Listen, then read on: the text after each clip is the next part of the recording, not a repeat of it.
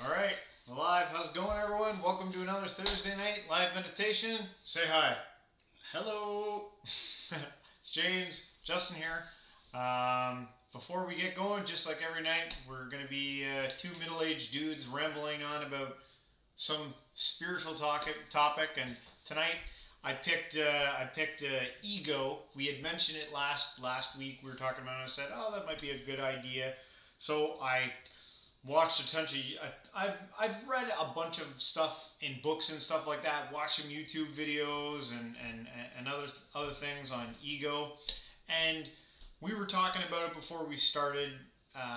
My best understanding of what ego is, it is everything that you identify with, that you consider you, in which you also draw a boundary between you and other. I don't know if I botched that. What did that make sense? It, it's your it's everything that you think is you. It's your belief systems, your physical makeup, your this identity that you create. It's the boundary that you draw between yourself and other. I think that the world typically sees the word ego like somebody might accuse you and be like, "You got a big ego," or "Your ego is out of control," and the the sense that you get from that is that somebody's like full of pride or they're very Classic. self-centered or Yes, something like yes, that. yes. But I tend to think of ego more, at least in reference to spiritual teachings, as who you define, like everything in your experience that you see as coming from you, from within, like self versus other. You know what I mean? That myself is my ego, is my memories, is my experience. That's how I see it. Yes. I could be wrong. Yes. And the classic interpretation, when most people usually see it, is when they're talking about ego, they'll say, "Oh, that guy's got such a big ego. He's got a giant head," like you were saying. But that seems to be very surface level. That it goes much deeper than that. That it's the whole of who you identify with. And in spirituality, what we're doing here, whether you know it or not, and you've been meditating, you are starting to distance yourself from that ego. You're actually dissolving that ego. Now, why we were debating this, I don't know if we came to a resolution or we think the same thing on it. But is it important to dissolve your ego? Do you think that's an important thing? Important? Yeah.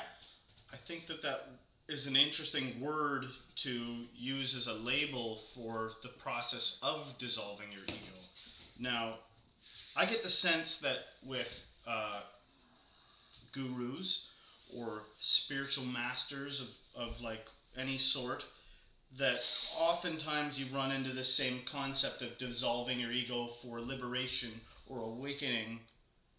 Like you become awakened once you've transcended your ego. Um, that being said, if the ego is all your concepts condensed and your entire experience, dissolving it completely, there's a disconnect with me. I might just not have the answers to that. Like, I may not have read enough spiritual text or just not be able to grok it in the proper way. But there is an argument there for me that, well, if your ego's dissolved, how do you even talk? How do you, what's talking? What's behind the eyes? What has any intention at all if you've dissolved the ego? That's a good question to me. How are you even surviving? And What is from what place is intent coming from? Because most of the things that we do are like come from a biological place anyway. Like there are some certain needs, like you have to sleep, you have to eat, and you, if you're a human, relatively healthy human, you probably have some kind of like sexual drive that you have to that you feel as though is a pretty strong compulsion within you. So, is that part of the ego? Is all that stuff part of the ego? You know, it takes somebody like Jesus who fasts, or I mean, fasting itself is a spiritual practice. Is that to make yourself aware of something that you actually don't need to operate even? Not that I'm advocating anything like that, like fasting. I think that could be dangerous if not done right. But well, the reason we're even talking about this is because we do meditations and stuff live here, and how it relates to meditation. And when you're in your meditations and you're doing them, you are distancing yourself from your ego. And I like what you said when we were talking earlier about kind of getting a meta perspective. You're like looking at the looker. Mm-hmm. So what do you mean by that? What do you mean by looking at the at the looker? I think that you have to start at the beginning. I think you have to become, when people talk about awareness or consciousness, or some kind of consciousness that is like the mesh of reality, and then you refer to your own consciousness and you become aware that, okay, in my direct consciousness, I'm conscious that my fingertips are touching, I'm conscious that my toes are intertwined like this and touching the ground. I can become conscious of my breath, but it always has some kind of a focal point. And then with meditation, something I've noticed, and I think you've talked about it before too, is that, or at least heightened states of awareness or varied states of consciousness, is that you can actually start to look at your thoughts from a meta perspective. Like, you can almost observe your observations, and then the question becomes, who's observing the observing, and who's observing the observing of the observing, and then you're kind of moving outwards. It's a little bit. And if you're looking at these, if you're looking at these thoughts from a distance, and you're not associating with them, but you see them continually rolling in, where are all these thoughts coming from? Mm-hmm. Which is another mystical question that needs answering. Right. So where are the thoughts popping up from? Because once you start to observe your thoughts unbiasedly, and you just kind of watch them with a still mind, you start to notice that they're quite random. You know what I mean? Like, yeah, bizarre things can pop up that you're like, where the hell did that come from? Well, that's a good thing, because a lot of people get connected with their thoughts, and they think, oh, this is me, and this is me as a bad person if they have a bad thought, and they get scared by it, and they're... Or what if you thought that your thoughts were informed by some kind of deity? Like, what if thoughts popped into your head and you thought to yourself, oh, it's a message from an angel or something like that, or a demon, you know what I mean? And it's who's disassociating from the thoughts? Who is it? Where's the ego once you start regarding your thoughts as if, from where are they coming from? Yeah. No, it's worth exploring, and that's exactly what we're doing here. The negative side of ego. The ego seems to get a bad rap in spiritual circles. Like, we got to get rid of this thing. And I don't know how I totally feel about all that. It seems sometimes like the ego also has a lot of benefit to making things move along, making the world evolve, continuing to grow. Even if it's selfish, sometimes selfishness seems to be pushing the car. It seems like... Well, if the ego was going to graduate from spiritual kindergarten, like if the ego is going to make a step in the right direction, like, have you ever heard of the term, like, ideologically possessed?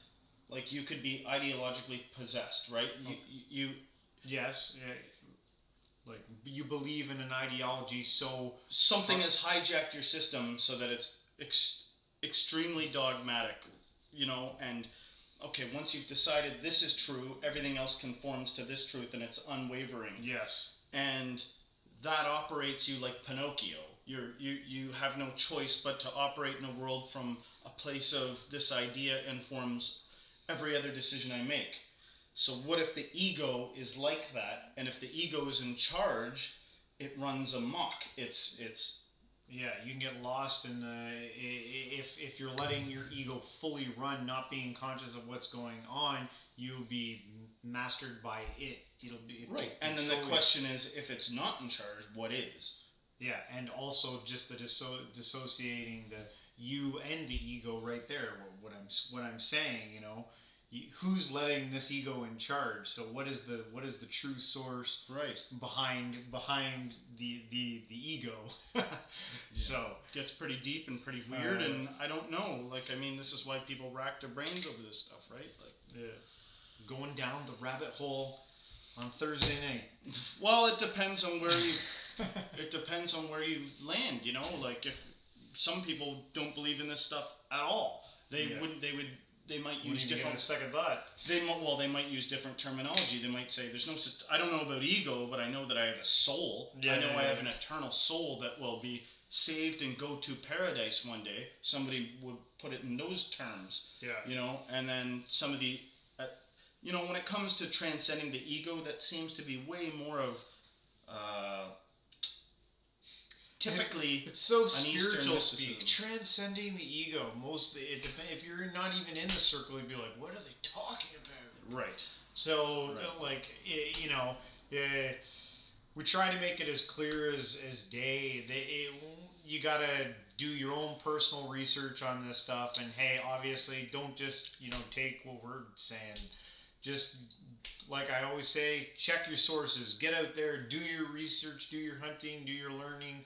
Watch a million videos on ego, read books, do whatever you got to do to come up with the answers you need to understand ego, because we're still learning and growing, and I hope you are also. What are you doing, man? No, we know what we're doing, and they ought to listen intently. we know totally. If you want to be saved, then make a small donation of. Oh God. Anyway, we're gonna do our sit. We're gonna wrap up our little spiel here. We're gonna hit the mats. We're gonna do 20 minutes. So don't go anywhere. Do the sits. We'll come back. We'll take a look at. I got something really interesting for after the sit. It's not my standard spiritual reading. So stick around. We'll take a look at it, and we'll see you after the 20-minute sit.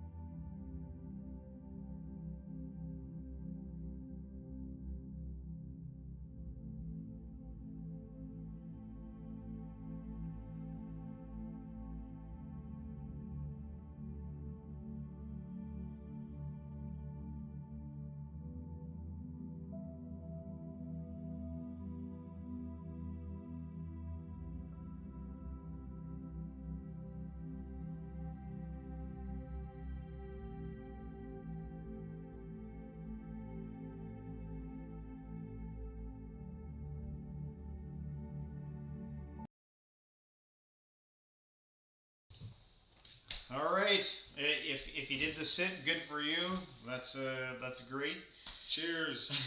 So something that me and Justin like to do here is we, whenever we find interesting information on the internet or good, unique YouTube videos or stuff like that, we'll share them with each other. And Justin sent me one. I don't know if I think it was last week. It was is it Vine? Who did it? Vice. Vice. Vice did. They do some good documentaries. Yeah, they do documentaries on mini docs. Yeah, whatever. on all types of different spiritual practices and cults and religious groups and stuff like that. And They focus on really sensationalized topics like drugs and cults and a lot of fringe type stuff. They document on it. They're journalists. Vice. Yeah.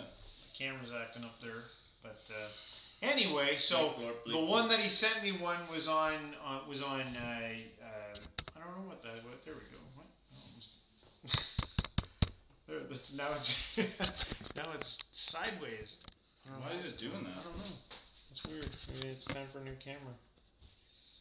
Isn't it new already? It's strange. Yeah, I feel like it's the cord there. But anyway, he sent me one on a cult called Unicult, and I know a lot of my spiritual readings and stuff. They're of old ancient texts. I've done a lot of those. I've done some current ones from like the 1800s and stuff like that. But I think it's good to try and get all types of different perspectives, and even if you don't believe in it and you find it weird, I find that you can usually find some granulate of truth out there. And so I went to their website after watching the documentary, which I think you should go watch it on YouTube. It's not long. I think it's What's like the documentary 15 actually minutes. called? You just if you look up Unicult on Vice Unicult? yeah, Vice Unicult on YouTube. Vice's journalism of Unicult? Yeah. So I went to their website and I went. What is it? Explain what Unicult is. Did you already explain it? No, I didn't. I didn't want to really get into. Well, Unicult, they have. Basically, it sounds like they've kind of created their own free-spirited religion where it's like you can believe whatever the hell you want to believe. And they kind of admit and call it a cult themselves, but Yeah. they're like, what would you call it? They're a group of people led by a person. Yeah, they take it serious. The person who started her name, I don't think this is her real name, but it's Unicol Unicron. Unicol Unicron? Yeah, it's ridiculous. It sounds like a Transformer name or something like that. But you know, they like what they do, and Check it out. Check them out. She reads a crap ton, and she's created some teachings that her followers, I guess, believe or follow. And so on their website, I was going through the teachings, and I found this one on darkness versus light. And there are a lot of, you know, these are comparable to a lot of some of the ancient texts. So I'm just going to read this, so this won't take long. But so yeah, this is on darkness versus light. And it says, darkness and light are commonly used as a duality to represent evil and good. This is perhaps not the most beneficial way to consider this very important concept. Instead, we define the following. Darkness as the vacuum of space beyond the universe, non-existence, ultimate death, existence of which is unknown, the time before anything was. And then lightness, everything that is anything. And that's the only thing they give it. And then they say Unicultism teaches that darkness is nothing while light is everything. Even evil acts are a part of the light, as they are part of creation. That being said, evil acts are not beneficial to the individual or the whole. There are many levels of light, some darker and denser, others brighter and lighter. The important thing to know is that there are infinite levels of light. Humans, due to our great suffering, naturally reside on some of the densest frequencies. Through near constant joy, a balanced diet, and the practice of handmaking, that which we consume, we can raise our frequency greatly. Practice of hand making? Yeah, I know. I don't know what hand making is. Maybe it's. I think it's maybe engaging with your creative side and physically making things. Maybe I don't know. I could totally have that wrong. I don't know. But yeah, you can notice like the whole topic of duality, lightness and darkness. You know, all that stuff, all coming from the old schooly spiritual branches. Is there anything you would like to add to that? No. No.